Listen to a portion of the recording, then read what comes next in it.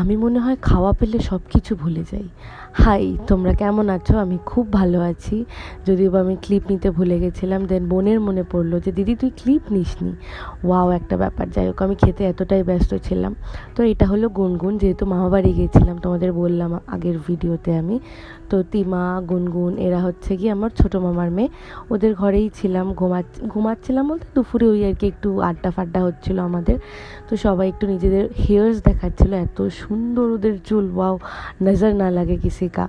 তো এরকম একটা ব্যাপার। যদিও বা আমার হেয়ার এতটাই খারাপ হয়ে গেছে কারণ আমি এত এক্সপেরিমেন্ট করি হেয়ার্সে।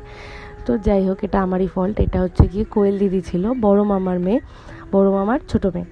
তো ওর ফিয়ন্সেকে দেখতে পাবে, এই যে দেখেও নিয়েছো আই গেস। তো ব্যাস, এভাবে আমাদের খাওয়া দাওয়ার কোঠা কখনো কমপ্লিট হয় না।